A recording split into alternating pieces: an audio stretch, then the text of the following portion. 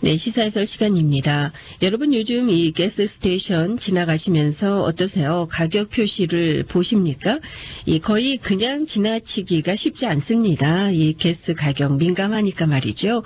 가스 가격 하락 소식이 작년 후반부에 시작이 됐는데요. 그 후에도 이 가스가 계속 하락세를 타고 있습니다. 벌써 1월 하순으로 접어들고 있는데도 말이죠. 자, 가스가 하락 어느 수준에까지 와 있는지, 그리고 어떤 영향을 전반적으로 미치고 있는지, 앞으로의 전망은 어떠한지 여러 가지 분석들이 나와 있습니다. 오늘 이 시간에 종합해 보도록 하죠. 김정일 해설위원 나오셨는데요. 자, 가스가 하락에 따른 우리 실생활의 혜택 규모, 이 작년 예상치보다 더 늘어났죠. 그렇습니다. 제가 기억하기로 작년에 우리가 이 시간에 그 땡스기빙 때 연말 쇼핑하는 사람들이 가스값이 내려가서 한 350달러 정도 더 여유가 생길 것이다. 그 얘기한 기억이 있거든요. 네. 그 다음에 이제 조금 있다가 뭐 550달러 정도 세이브할 것이다. 그 다음에 또 750달러라는 얘기가 나왔어요. 오늘 3,000달러, 금년 말까지 한 3,000달러 가구당 평균 세이브할 수 있을 것이다. 그런 또 얘기가 나와 있어요. 그러니까 이제 작년 후반부부터 생긴 건데 이제 벌써 1월 달도 이제 거의 다 갔는데, 이제 오일가가 가솔린 가격이 계속 내려가니까 어떤 지인 한 분이 그래요. 북부 서버브 지역에 지나가는데 그 표시판 $95 사인이 붙었더래요. 그래서 이게 꿈인가 생신가 네. 그랬다는 얘기를 하시는 걸 들었어요. 그러니까 지속적으로 내려가니까 그 영향이 이제 당연히 더 크고 넓게 이제 있게 되겠죠. 그러니까 이제 소비자들의 호주머니, 가계 경제, 여기서부터 이제 지역 경제도 이제 영향을 미치게 되고, 나가서는 이제 국가 경제 전반에 대한 이제 영향도 있고, 이게 더 나아가서는 국제적으로 미국의 위상이라든가 미국의 정치, 경제, 안보에도 큰 영향을 미칠 것이다. 어느 학자들은 미국의 시대가 도래했다. 뭐 이제 그런 얘기들도 이제 하고 있단 말이죠. 네. 그러니까 이게 그냥 작은 일이 아닙니다. 그러니까 우선 이제 우리가 가솔린 가격에 따른 그 소비자들 가정 경제를 말씀드리면은 한 달 전에 이제 가스 전문가가 얘기를 하기를 가솔린가가 내려감에 따라서 미국의 평균 가족들의 생활비 전략이 한 550달러 정도 될 것이다. 그렇게 얘기했단 말이에요. 근데 지금 이제 다시 계산을 해가지고 보니까 200달러를 더 세이브한다 이거예요. 그러니까 한 가구당 한 750달러 정도를 세이브할 것이다. 그런 얘기가 나왔어요. 그런데 여기서 그치는 것이 아니라 금년 겨울 들어서 이제 미드웨스트, 바로 우리가 살고 있는 미드웨스트하고 노스 이스트, 북동부 지방 춥지 않습니까? 여기서는 추가로 이제 난방비에서 한 750억 달러를 더 전략할 수 있을 것이다. 그런 얘기예요. 합하면 1,500달러 아닙니까? 큰 액수죠. 큰 돈이죠. 네. 그러니까 현재대로 지속이 되면은 오늘 또 어떤 전문가가 이제 예보한 것은 금년 말쯤에 이 상태로 좀 가면은 가구당 한 3,000달러 전략할 수도 있다. 이제 그런 예상을 했어요. 그러니까 3,000달러면 큰 돈이죠. 일반 가정에서. 그런데 이제 특히 그 혜택이 높은 그룹이 있어요. 어떤 그룹이 이제 혜택이 제일 높고 이걸 실감할 수 있느냐? 근로자들입니다. working family. 그 다음에 저소득 중산층들. 그 다음에 이제 은퇴자들. 그러니까 리타이어 하신 분들은 뭐 수입이 고정되어 있으니까. 네. 그러니까 이 사람들이 누구냐면 지난 5년 반 동안 리세션이 끝나서 회복기에 들어서서 리커버리를 한다 하는데 경제 회복에 대한 별로 느낌을 받지 못한 그룹들이란 말이에요. 저소득 중산층, 그다음에 은퇴자들이. 그런데 이 사람들이 이제 큰 혜택을 받는 느낌을 받게 될 것이라는 것이죠. 그러니까 이분들은 기분 좋은 소식이죠. 그 대신에 별로 이제 그걸 반대로 그 썩 좋지 않은 쪽이 있어요. 그건 월스트리트. 증시가 지금 좋지 않으니까 오일 관련주들이 다 떨어지잖아요. 그러니까 이제 동반 하락을 하게 되죠. 그런데 이제 고소득층들은 이 전체 소비하는 것 중에서 가솔린 소비가 차지하는 비율이 상대적으로 굉장히 적단 말이에요. 그러니까 뭐 오일가 내려가도 가솔린가 내려가도 뭐 별 큰 느낌이 없다 이제 이렇게 될 수도 있죠. 그러니까 지금 당장 드라이버들 일반 그냥 중산층 그 생활인들, 에어라인 그 수요를 많이 쓰니까. 그 다음에 이제 리테일러들, 그러니까 이제 소매점들, 월마트나 뭐 타겟이 이제 수지 맞는다는 것이죠. 지금 현재로 예상이 소비자들이 한 1,300억 달러 정도를 주머니에 남기게 될 거라는 거예요. 가솔린이 내려가기 때문에. 그러니까 그 1,300억 달러가 어디로 가느냐?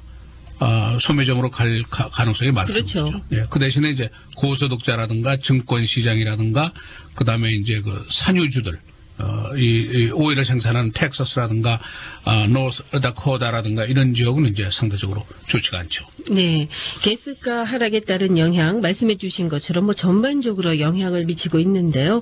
자, 말씀해 주신 그 그룹들 가운데 그래도 가장 큰 이 혜택을 받게 되는 그룹 어디일까요? 근데 제일 신나는 사람들이 연소득 7만 달러 이하들입니다. 그러니까 중산층 그 이하 저소득층들이죠. 그러니까 이제 제가 말씀드리면 아마 내가 어느 부류에 속했는지 이제 우리 애청자 여러분 계산이 쉽게 되실 거예요. 생활비 전체 쓰는 거에서 가솔린의 비율이 한 5.9% 정도 됩니다. 그러니까 내가 $1,000를 쓰면은 그 중에 한 $60를 가스로 쓴단 말이에요. 이게 중산층들이에요. 그다음에 15만 달러 이상 고소득자들은 한 3.4%밖에 되지 않습니다. 근데 이제 특히 수지 맞는 데가 3만에서 4만 달러 정도 약간 그 저소득층에 들어가죠. 이 사람들로서 직장을 자동차로 타고 운전해서 가는 사람들, 이 사람들이 아주 제일 수지 맞는 데는 거죠. 그러니까 센서스에 따르면은 4만 달러 이하를 버는 가구가 전체의 약 40%입니다. 미국이. 그러니까 40%에 해당하는 사람들이 제일 큰 혜택을 받게 될 것이다. 이거죠. 근데 이제 여기서 분석이 조금 더 복잡해지는데 이 전략되는 돈들이 어디에 쓰여지느냐 이거죠. 제일 많이 쓰여지는 데가 식당, 소매점, 여행입니다. 그러니까 먹는 게 제일 중요하죠. 그렇죠. 네. 그러니까 식당에 가서 제일 많이 쓴다는 거예요. 그다음에 여행 간단 말이에요. 자동차 타고 가까운 데 여행 가는 분들 많이 계시고 물론 비행기 타고 가신 분들 계시죠. 그다음에 이제 뭐니 해도 쇼핑입니다. 쇼핑, 소매점들.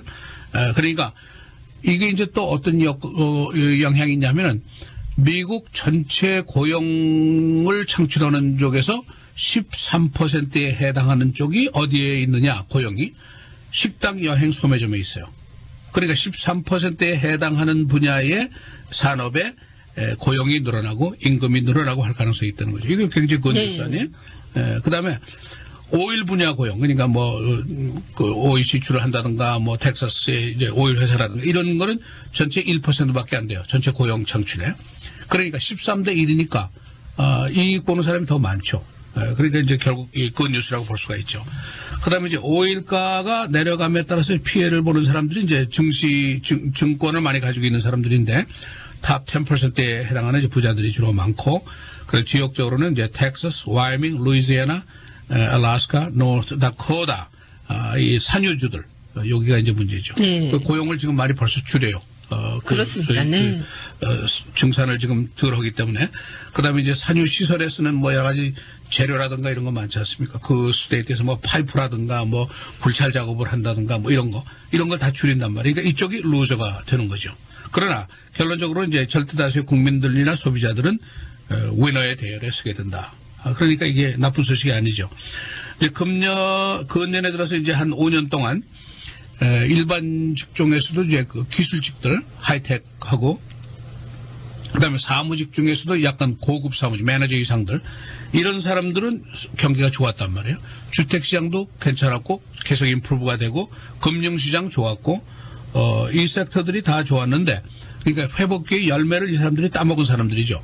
그러나 일반 근로자들 아까 말씀드린 4만 달러 이하의 뭐 저소득층이라든가 이런 데는 느낌이 없는 거예요. 경제 그렇죠. 회복은 되는데 where's my money? 돈이 없는 거예요. 그런데 이제 이 사람들이 가솔린가가 내려가면서 그 공백을 메꿔준다는 것이죠. 그러니까 중산층들에게는 가솔린 가격 내려가는 것이 다시 말해서 가솔린가가 효자 노릇을 하는 거예요. 그럼요. 예, 그렇게 돼서 이제 일반적으로 소비라든가 고용 임금이 다 긍정적인 효과가 있을 것이다. 이런 전망이 다시 또 나왔습니다. 네. 지난번에 우연이지만 차 2대를 동시에 제가 가스를 넣은 적이 있는데 평소에 비하면 뭐 차 한 대가 한 대 그렇죠. fuel 하던 그 정도까지 가스 가격이 내려가서 정말 피부로 느낄 수 있었거든요. 그렇죠. 예. 자, 이런 현상이 우리 가계부를 비롯해서 국가 경제에도 영향을 미치고 있는데요. 더 나아가서 미국의 국제적 위상에도 영향을 미치게 될 것이라는 그런 예상도 나오고 있지 않습니까? 하도 이제 이게 샤킹한 이걸 에너지 샥이라고 그래요. 지금 보통 우리가 에너지 샥은 나쁜 쪽이었는데 이거는 좋은 쪽의 샥이란 말이에요. 그러니까 근데 이제 여러 가지 그 전망이나 뭐 분석 그 평가가 나오죠. 그런데 이제 오일가가 하락하는 원인이 뭐냐 이게 중요하죠. 제일 중요한 게 하나는 세계의 오일 수요가 줄어든 거란 말이에요. 그렇기 때문에 내려가는 것이고 두 번째 중요한 것이 미국의 오일 생산량이 엄청나게 늘어났다. 어느 젠가 갑자기 이렇게 늘어나게 됐단 말이에요. 이게 이제 중요한데 바로 두 번째 이유가 이제 중요한 것이죠. 미국의 오일 생산이 늘어난다는 것이 국제적으로 미국의 경제라든가 정치, 군사, 안보 모든 면에서 미국이 큰 경쟁력을 갖게 될 것이다. 이것이 뭐 당연한 귀결이죠. 그러니까 미국에서 이제 에너지 독립을 하게 되면 수입을 줄이면은 한 4천억 달러의 오일 수입 비용이 절감이 된단 말이에요. 엄청난 돈이죠. 그렇죠. 4천억 달러면 네. 굉장한 돈. 그럼 뭐냐? 무역 적자가 줄잖아요. 대출 금리가 내려가잖아요. 우선 굉장히 중요한 것이죠. 그다음에 이제 미국의 가장 지금 약점 중에 하나가 weak 포인트가 뭐냐면 manufacturing. 제조업 아닙니까? 제조업들이 다 다른 데로 나갔단 말이에요. 인건비 싼 제3세계로 네. 다 나가버리지 않았어요? 그러니까 아웃소싱이라는 것 때문에 우리가 골치를 앓았는데 아웃소싱이 이제 없어지죠. 미국의 회사들이 다시 다 줄줄이 귀국을 한단 말이에요. 그럼 어떻게 됩니까? 고용이 늘어날 거 아니에요? 고용이 늘어나고 여기서 세금을 많이 내니까 세수가 늘어날 테고 그런 이제 당장 효과가 나오죠. 그다음에 이제 국제적인 경쟁에 유리한 고지를 차지할 것이다. 이제 이거는 상대적인 것인데 중국이 이제 별로 재미를 못 본단 말이에요. 러시아는 이제 몰락하게 된단 말이죠. 네. 예, 그다음에 뭐 베네수엘라라든가 뭐 이런 쪽도 지금 다 별 볼 일이 없이 되죠. 그다음에 또 한 가지 중요한 것은 중동 지역, 산유국들이 밀집해 있는 중동 지역이 미국으로부터 푸대접을 받게 될 가능성이 있어요. 미국뿐 아니라 다른 나라에서들도 산업국으로부터. 왜? 중동 지역의 오일이 그렇게 중요하지 않게 된단 말이죠. 지금 미국이 중동 지역의 오일을 보안 그 시큐리티를 유지하기 위해서 막대한 투자를 했단 말이에요. 전쟁을 가서 여러 번 하지 않았어요. 거기 가서. 그거 다 필요 없단 말이에요. 우리 생산이 충분하니까. 네. 그렇게 되면은 이게 이제 경쟁력이 크게 올라간 거라는 것이죠. 그다음에 국제 무대에서 이제 미국의 위상이 더 확고해진다는 것인데 지금까지 이제 21세기는 중국의 세계가 될 것이다. 뭐 중국의 GDP가 뭐 미국을 금방 능가할 것이다. 뭐 그런 얘기 많이 나오지 않았어요? 미국이 몰락할 것이다. 뭐 그런 얘기 나왔는데 이제 사정이 좀 달라지죠. 그러니까 동맹국들이 지금 미국의 편에 와서 줄을 서고 더 밀착하는 쪽이 벌써 늘어나고 있다는 거예요. 그만큼 영향력이라든가 미국의 위상이 더 올라갈 가능성이 있다. 이런 얘기죠. 그러니까 지금 미국의 그 에너지 붐이라는 거 이게 소홀히 볼 수 없는 현상이라는 것이죠. 우리 가계부로부터 시작해서 국제정치에 이르기까지 막대한 영향이 가능하다. 또 이것이 일시적인 현상이 아니고 미국의 소위 그 셰일 오일이라는 것이 한 번에 말씀드렸죠. 바위 속에 있는 네. 오일을 우리가 신기술로 막 추출해내잖아요. 이게 일시적인 게 아니란 말이에요. 계속해서 그렇게 되고 기술은 더 발전한단 말이죠. 오일은 뭐 무진장으로 땅속에 있고. 그러니까 이게 당장 끝날 일이고 시기적인 일시적인 현상이 아닐 수 있다. 이제 그런 거죠. 그런데 이제 반대로 오늘 아침에 조금 전에 뉴스에서 나온 말씀은 그 셰일 오일사의 전 회장인 존 호프메스터라는 사람이 오일가가 다시 금방 올라갈 것이다. 반동할 것이다. 그런 또 예상을 내놨어요. 이 사람도 전문가인데. 그래서 연말에는 한 배럴당 80에서 90달러가 될 것이다. 왜?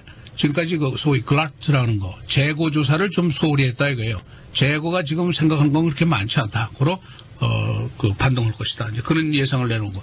반대 예상이 또 있어요. 그거는 뭐냐면 U.S. Energy Information Administration 여기서 내놓은 건데 여기서는 average 평균가가 금년에 $2 33센트를 넘지 않을 것이다. 네. 그 얘기고 내년도 2016년도에는 $2 72센트까지만 올라갈 것이다. 약간 더 올라가는 그러니까 내년까지는 $3 4 시대는 오지 않는다. 또 그런 예상을 하고 있어요. 그렇습니까? 그렇게 되기를 호프리 바라죠. 네.